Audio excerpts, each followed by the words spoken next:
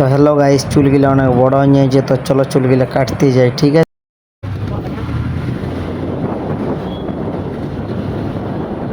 তো গাইস বলরামপুর এসে যাইছি। তো চুলটা কাটার জন্য একটা আমি সেলুন জানি, তো ওখানে আমি চুল কাটি। তো ওই সেলুনটাকে এখন যাব। ঠিক আছে, তো এই যে সেলুন যাচ্ছি, তো তোমরা দেখতে থাকো। তো এইটা হচ্ছে আমাদের বলরামপুর বাস স্ট্যান্ড। তো তোমরা তো নিশ্চয়ই এসেছো, আর যে যে না এসো কিংবা এসেছো তো তারাও কমেন্ট করে জানান দিবে। আর ব্যাপারটা হচ্ছে যে আমাদের বাস স্ট্যান্ডটা খুবই বড়, আর সামনে দিক থেকে একটা গাড়ি এসছে, এত জোরে লাইটটা মারিয়ে আসছে যে কোনো বলার না। আমি গাড়ি চালাচ্ছি, হচপচ হয়ে যাচ্ছে, কী বলবে, চোখটাই লাগছে, এত মাথাটা খারাপ হয়ে যাচ্ছে না। আর এই সাইড দিকে দেখতেই পাচ্ছ কসমো বাজার আছে আমাদের, এখানে নতুন নতুন পেনজামা ভালো ভালো পাওয়ায়, তোমরা চলে আসবে নিতে। আর এই যে এখন আমি চুল কাটার সেলুনে চলে এসেছি, ফাইনালি চলে এসেছি সেলুনে।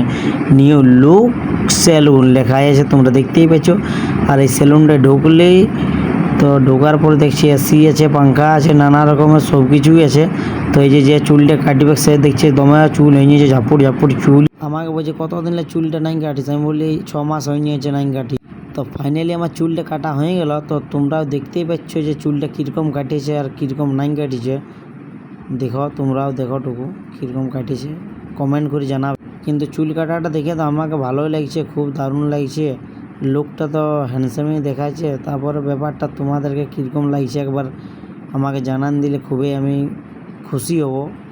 ঠিক আছে, তো তোমরা একটু আমাকে জানান দিবে যে কেমন। তো যে কাটলো তার সাথে একটা সেলফি নিলি, তো ও একটা সেলফি নিল আমার সাথে। তোমরা আর ফাইনালি আমি অনেক খুশি হয়ে গেলি, চুলটা ভালোই কেটেছে। তো বন্ধুরা আমাকে খুব ভালো লাগলো। Bye bye, tata.